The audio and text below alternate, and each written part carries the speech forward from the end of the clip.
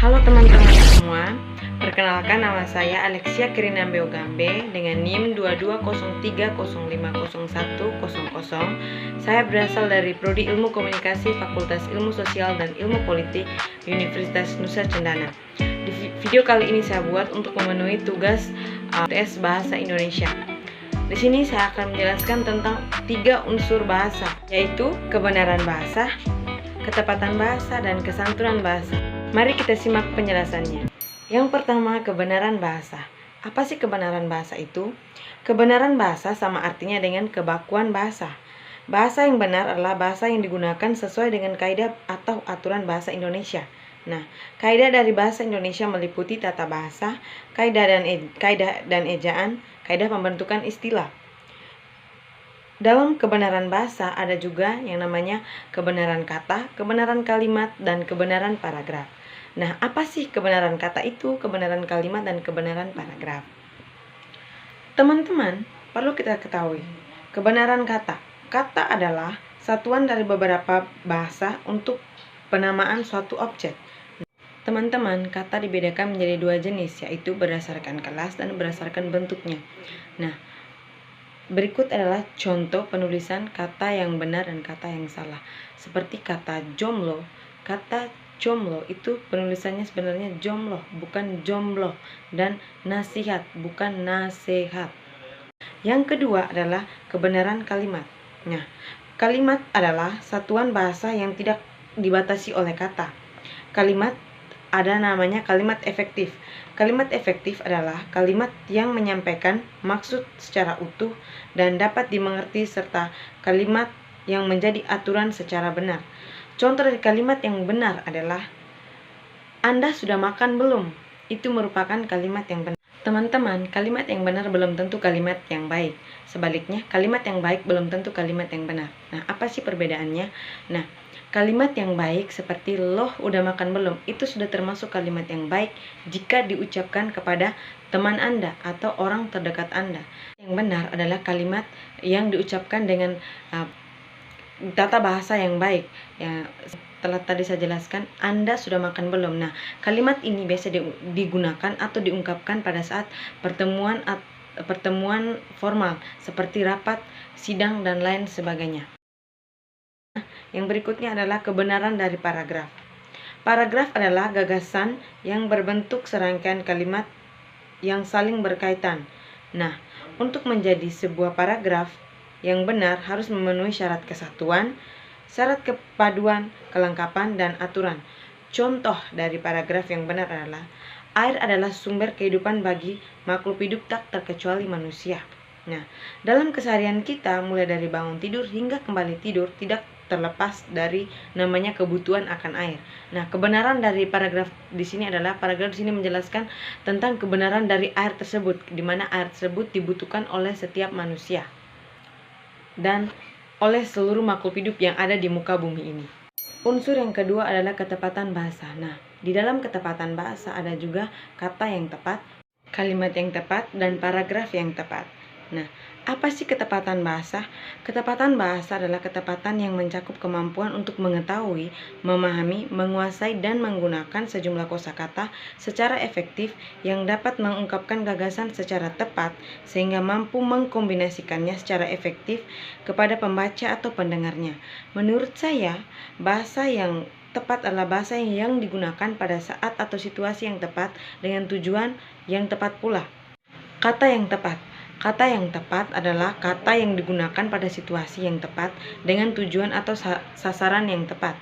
Nah, kata yang tepat pada saat Anda ingin menyapa orang lain adalah seperti kata hai, salam, dan lain sebagainya. Yang kedua adalah kalimat yang tepat. Nah, kalimat yang tepat adalah kalimat yang digunakan pada kondisi dan tujuan yang tepat pula. Contoh kalimat yang tepat pada saat Anda ingin mengunjungi teman Anda yang sedang sakit. Kalimat yang Anda gunakan adalah bagaimana kabarmu? Apakah kamu sudah sembuh? Apakah kamu sudah sehat? Dan lain sebagainya. Paragraf yang tepat. Paragraf yang tepat digunakan untuk menjelaskan sesuatu yang memiliki tujuan atau kegunaan yang tepat.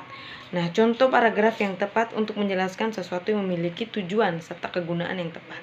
Nah, contohnya adalah kacang mede. Kacang mede merupakan bagian dari jambu mede. Kacang mede sangat digemari karena rasanya yang enak dan gurih. Kacang mede dapat diolah sebagai bahan campuran dalam pembuatan kue. Kacang mede dapat diolah dengan berbagai cara. Nah, di sini menjelaskan tentang kegunaan dari kacang mede tersebut, sehingga paragraf ini termasuk ke dalam paragraf yang tepat. Teman-teman, di sini saya juga akan menjelaskan tentang kesantunan bahasa. Nah, apa sih kesantunan bahasa itu? Di dalam kesantunan bahasa yang akan saya bahas, ada kesantunan kata, kesantunan kalimat, dan kesantunan dalam paragraf. Nah, apa sih kesantunan bahasa itu? Kesantunan bahasa adalah etika atau tata cara berperilaku yang baik yang disepakati oleh masyarakat sebagai aturan berperilaku sosial. Nah, kesantunan bahasa juga merupakan penyampaian informasi secara baik dan benar. Jadi, seorang penutur atau komunikator harus bisa menjaga keharmonisan hubungan saat dan setelah berkomunikasi. Nah, dan di dalam kesantunan bahasa juga memiliki fungsi dan tujuan dari kesantunan bahasa. Fungsi dari kesantunan bahasa yang pertama untuk menyatakan informasi, menyampaikan keputusan, menyampaikan keterangan, meminta pengakuan, meminta alasan, meminta maaf, dan lain sebagainya. Nah, apa sih tujuan dari kesantunan bahasa? Tujuan dari kesantunan bahasa adalah kerendahan hati, pertimbangan, simpati, kedermawanan, pujian, persetujuan, dan lain sebagainya.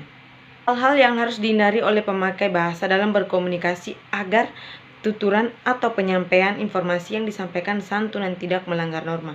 Nah, ada beberapa hal yang harus diperhatikan seorang komunikator untuk menyampaikan sesuatu agar tidak menyinggung atau sesuatu yang disampaikan itu terlihat lebih santun.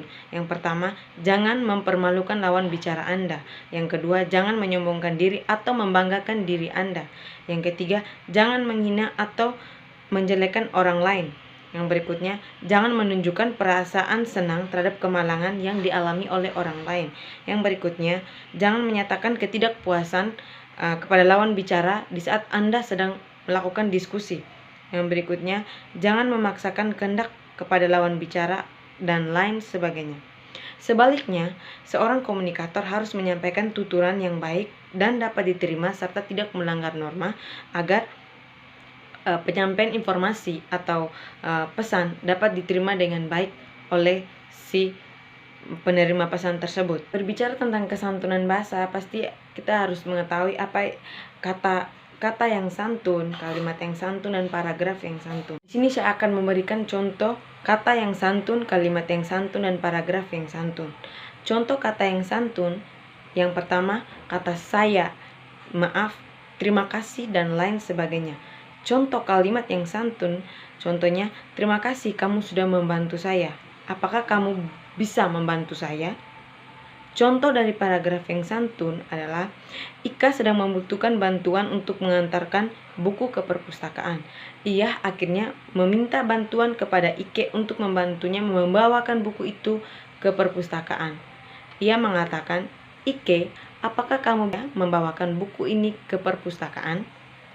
Itu merupakan paragraf yang santun karena Ika dengan bahasa yang santun ia meminta bantuan kepada Ike agar Ike mau membantunya membawakan buku itu ke perpustakaan.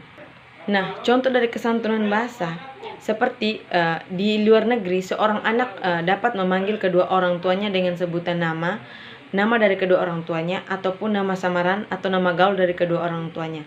Nah, itu berbeda dengan negara Indonesia, di mana di negara kita seorang anak harus memanggil kedua orang tuanya dengan sebutan ayah, ibu, atau bapak dan mama. Karena jika anak tersebut memanggil kedua orang tuanya dengan sebutan nama dari kedua orang tuanya, maka anak itu dianggap tidak sopan dan tidak memiliki kesantunan. Nah, contoh lain dari kesantunan adalah seperti penggunaan bahasa gaul pada zaman sekarang ini.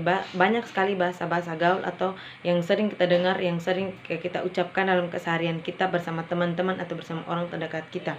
Contohnya, pada saat Anda bermain media sosial, ada seorang yang memposting sesuatu di media sosialnya dengan menggunakan atau dengan statusnya dengan kata-kata atau bahasa atau kalimat yang tidak baik, seperti kata fuck you, bangsat kamu. Nah, kalimat tersebut atau kata tersebut merupakan kata tidak baik karena memiliki arti yang tidak sopan, karena arti dari kata-kata tersebut adalah berupa kata-kata kasar yang sebaiknya tidak digunakan untuk anak muda sekarang.